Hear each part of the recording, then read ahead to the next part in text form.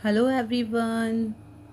आज मैं आपको हिंदी की बुक से पार्ट 6 नाव बनाओ पढ़ाऊंगी। और इससे पहले मैंने आपको पार्ट 6 दोस्त की पोशाक पाठ पढ़ाया था। तो बच्चों, मैं आशा करती हूँ कि आपने उस पाठ के प्रश्न उत्तर और अपनी कॉपी को अच्छे से कंप्लीट कर लिया होगा। सो चलिए शुरू करते हैं। पार्ट 6 नाव बनाओ। ये एक कविता है, ठीक है। चलिए। नाव बनाओ भैया मेरे जल्दी आओ। वह देखो पानी आया है, घिर घिर कर बादल आया है, सात समुंदर भर लाया है। सो बच्चों, इसमें आपने समझ में आ रहा है आपको कि इसमें नाव बनाने के लिए एक बहन अपने भाई को बोल रही है। जो एक बच्ची है ना, वो अपने भाई को नाव बनाने के लिए बुला रही है कि भैया मेरे नाव बनाओ भैया मेरे जल्दी आओ, है ना। और बोल रही है कि देखो पानी आया है, गिर गिर कर बादल छाया है ना। वो बुला रही है कि देखो कि पानी यानी बारिश होने वाली है, और जो बादल हैं वो पूरे आसमान पर छाए हुए हैं। घिर घिर कर बादल छाया मतलब पूरे आसमान में बादल छाए हुए हैं। सात समुंदर भर लाया है मतलब ऐसा लग रहा है बादलों को देखकर कि वो सात समुंदर का पानी अपने अंदर भर कर ले आए हैं। तुम रस का सागर भर लाओ भैया मेरे जल्दी आओ। पानी सचमुच खूब पड़ेगा, लंबी चौड़ी गली भरेगा, लाकर घर में नदी धरेगा, है ना। तो इसमें बच्ची अपने भैया को कह रही है कि पानी सचमुच खूब पड़ेगा, यानी कि बारिश जो होगी वो सचमुच में बारिश बहुत तेज होगी। और जो कि उनकी गलियां हैं, रास्ते हैं, लंबी चौड़ी जो सड़कें हैं गली मोहल्ले की, वो सब क्या हो जाएंगी, पूरी भर जाएंगी। और लाकर घर में नदी धरेगा। लाकर घर में नदी धरेगा से मतलब है कि जो सड़कों पे नालियों में जो पानी भर जाएगा वो इस तरह से भरेगा, इतना ज़्यादा भर जाएगा कि वो देखने में ऐसा लगेगा कि हमारे घर के सामने से ही नदी जो है वो बह रही है। ऐसे में तुम भी लहराओ भैया मेरे जल्दी आओ। गुल्लक भारी अपनी खोलो, हल्की मेरी नहीं टटोलो, पैसे नए नए ही रोलो, है ना। ऐसे में तुम भी लहराओ। तो जो बच्ची है वो अपने भैया को कह रही है कि ऐसे में तुम भी ना खुश हो जाओ, क्योंकि बारिश को तो देखकर सबको खुशी होती है ना। तो वो बच्ची को भी बहुत खुशी हो रही है और अपने भैया से बोल रही है कि तुम भी खुश हो जाओ, खुशी के मारे लहराने लगो, छलने लगो, कूदने लगो, ठीक है। फिर गुल्लक भारी अपनी खोलो। तो जो गुल्लक आप सब जानते हैं कि गुल्लक क्या होती है, जिसमें हम पैसे इकट्ठा करते हैं। तो भैया से कह रही है कि गुल्लक भारी अपनी खोलो, यानी अपनी गुल्लक खोलो। मेरी जो गुल्लक है उसको टटोलना मतलब खोजना, ढूंढना, टटोलने का मतलब है। तो उसने कहा कि मेरी जो गुल्लक है उसको मत खोलो या मत टटोलो, पैसे नए नए ही रोलो, यानी अपने गुल्लक में से ही नए नए जो पैसे हैं तुम्हारे वो तुम उनको ले लो। फिर बाजार लपक कर तुम तुम लाओ भैया मेरे जल्दी आओ। अब भैया से क्या बोल रही है, गुल्लक पहले तो कहा अपनी गुल्लक से पैसे निकालो और लपक कर कहाँ जाओ, तुरंत बाजार जाओ, है ना। उसके बाद ले आओ कागज चमकीला, लाल हरा या नीला पीला, रंग बिरंगा खूब रंगीला, कैंची चुटकी हाथ चलाओ भैया मेरे जल्दी आओ। मतलब बाजार जल्दी से जाओ और वहाँ से क्या लेके आओ, चमकीला कागज, यानी कि बहुत अच्छा रंग का लाल हरा नीला पीला, यानी कि अच्छा वाला कागज लेके आओ। और जल्दी से कैंची लेकर अपने हाथ में, और क्या बनाओ जल्दी से, नाव बनाने के लिए ये सारे सामान की ज़रूरत पड़ती है ना। तो वही भैया से वो बच्ची बोल रही है कि जल्दी से सामान ले आओ और जल्दी से मेरे लिए क्या बनाओ, एक नाव बनाओ। छप छप कर कूड़े से अड़ती, बूंदों लहरों लड़ती बढ़ती, सबकी आंखों चढ़ती गड़ती, नाव तेरा मुझको हर्षाओ भैया मेरे जल्दी आओ।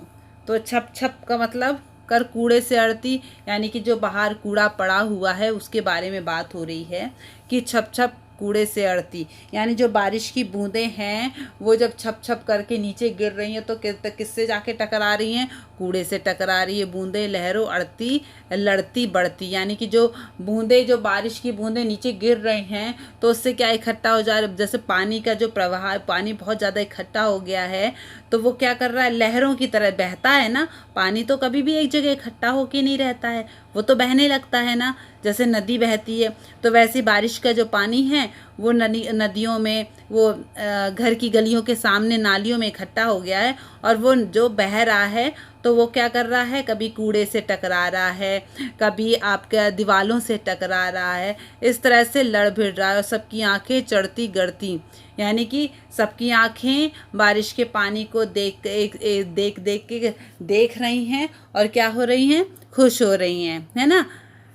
नाव तैरा मुझको हर्षाओ, अब वो भैया से बोल रही है कि जल्दी से नाव बनाओ और पानी में उनको तैराओ, जो पानी बह रहा है बारिश का उसमें तैराओ और मुझे क्या करो, खुश करो, भैया मेरे जल्दी आओ। क्या कहते मेरे क्या बस का, क्यों तब फिर यह किसके बस का, खोट सभी है बस आलस का, आलस छोड़ो सब कर पाओ, भैया मेरे जल्दी आओ। तो यहाँ पे भैया क्या कह रहे हैं कि मेरे क्या बस का, है ना। और ऐसी बात वो क्यों कर रहे हैं, क्योंकि भैया जो हैं वो क्या कर रहे हैं, बहुत आलसी हैं, आलसी हैं, जिसके कारण वो उस बच्ची से कह रहे हैं कि ये काम कोई मेरे बस का नहीं है नाव बनाना। तो बच्ची कह रही है कि फिर किसके बस का है, फिर कौन बना सकता है ना। लेकिन बच्ची भी समझ रही है कि भैया को आलस आ रही है, सुस्ती आ रही है, तो वो क्या बोल रही है कि सिर्फ खोट मतलब कमी किस चीज़ की है, ये तुम्हारे आलस की है, जिसके कारण कि तुम मेरे लिए नाव नहीं बना रहे हो। और उसने फिर क्या बोला आखिरी में, आलस छोड़ो सब कर पाओ, यानी अगर तुम आलस छोड़ दोगे भैया तो तुम क्या सब कुछ कर सकते हो, तो भैया मेरे जल्दी आओ। और इस कविता को हरि कृष्ण दास गुप्त जी ने लिखा है। सो बच्चों, ये आपकी कविता थी नाव बनाओ नाव बनाओ।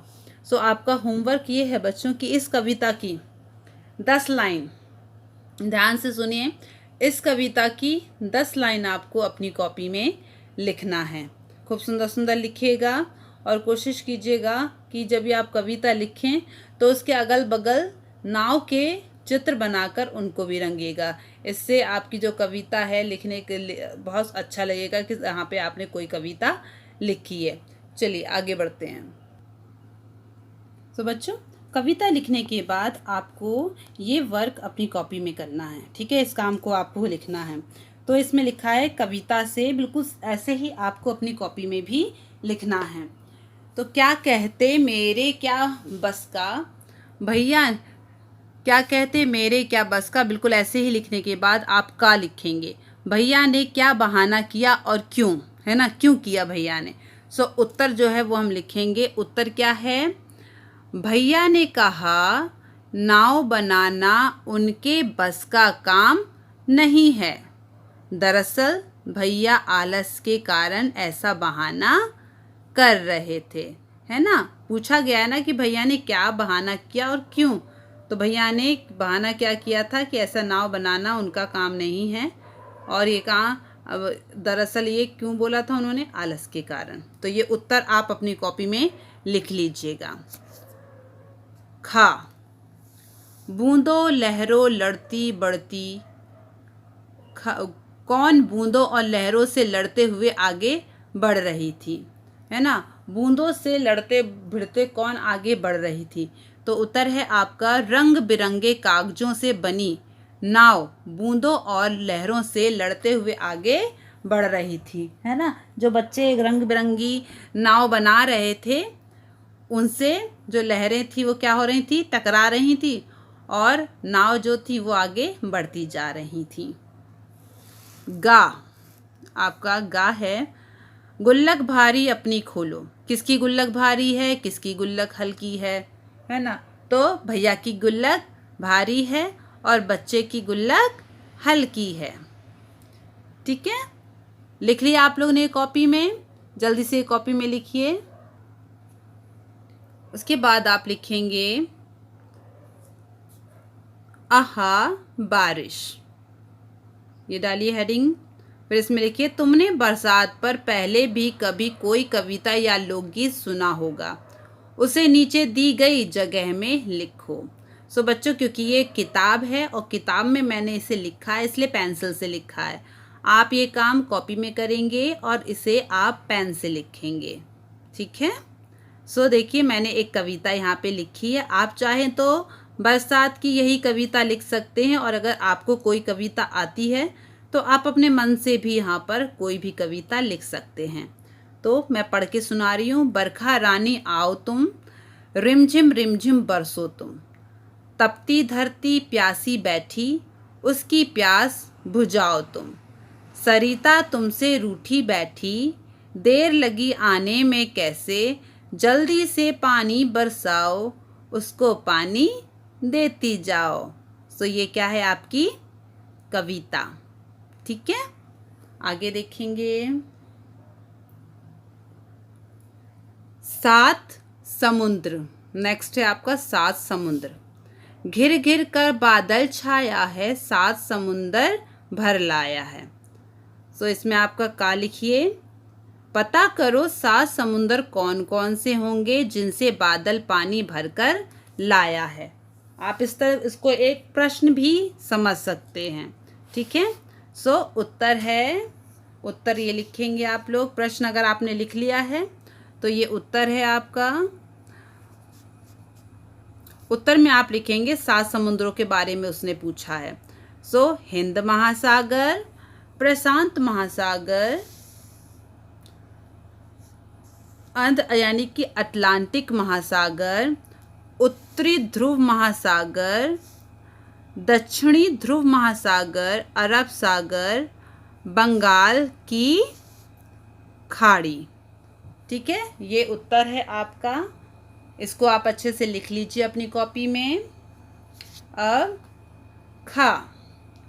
खा में लिखा है, क्या सचमुच बारिश के बादल समुद्र से पानी लाते हैं?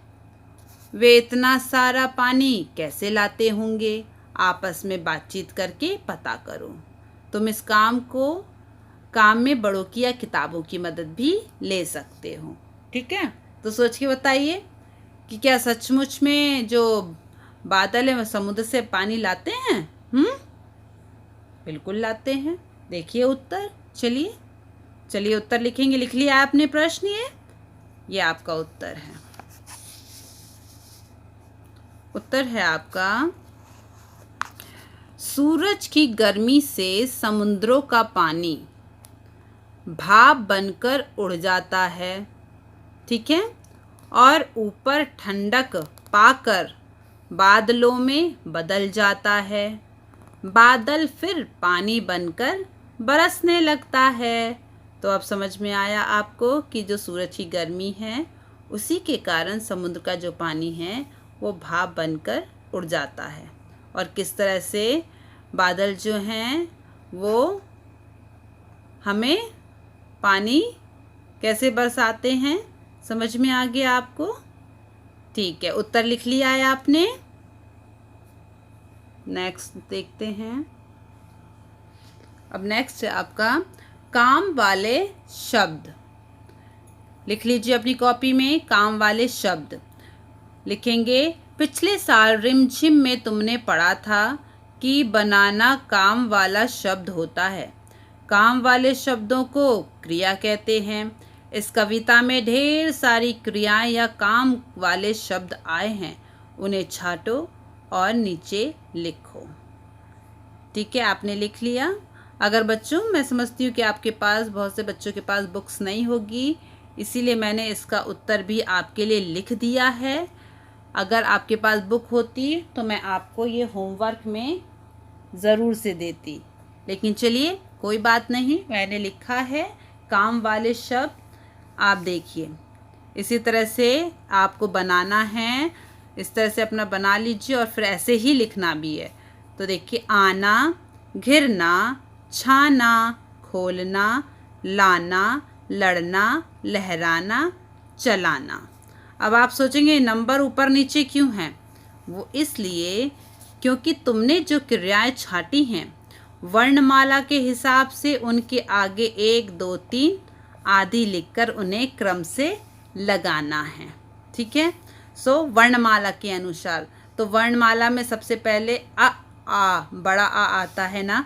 देखिए यहाँ पे बड़ा है, छोटा आ से कोई भी वर्ड नहीं है, शब्द नहीं है। बड़ा आ से, तो बड़ा आ नंबर 1। उसके बाद आता है खा। वर्णमाला के अनुसार आएगा आपका खा, तो खा 2 नंबर पर है। फिर आएगा आपका घा 3 नंबर पर। चा 4 नंबर पर। छ 5 नंबर पर। फिर ला, देखिए सब ला से, तो 6 7 8। ठीक है, समझ में आ गया आपको। अब आपको बच्चों होमवर्क, पहला तो आपको कविता लिखनी है। ठीक है, कविता लिखने के बाद आपके लिए मेरे पास एक और होमवर्क है। अब होमवर्क आपका है कि आई बरसात। ठीक है, सो इसमें देखिए बरसात के दिनों में अक्सर घरों के दरवाजे और खिड़कियों से पानी की बौछार आ जाती है। कभी कभी छत से पानी टपकता है, सीलन भी आ जाती है। ऐसी स्थितियों से निपटने के लिए तुम्हारे घर में क्या क्या किया जाता है? तो ये आपका प्रश्न है और आपको इसका उत्तर लिखना है। ठीक है, अब सोच के देखिए कि बरसात के समय दिनों में अगर दरवाजे या खिड़कियों से पानी आएगा तो आप क्या करोगे हैं? तो ये एक मामूली सा, यानी कि बहुत ही अच्छा प्रश्न है। इसमें थोड़ी सी आपको बुद्धि लगानी पड़ेगी, थोड़ी सी मदद मैं कर देती हूँ। उसके बाद आप अपने आप सोचकर अपने तरीके से इसके उत्तर को लिखिएगा। अगर दरवाजे से और खिड़की से अगर पानी अंदर आएगा तो हम क्या करेंगे? दरवाजे और खिड़कियाँ बंद कर देंगे। और कभी कभी छत से पानी टपकता है, सीलन भी आ जाती है, तो जब पानी टपकेगा छत से तो हम क्या करेंगे? कोई बाल्टी या कोई बर्तन रख देंगे, है ना।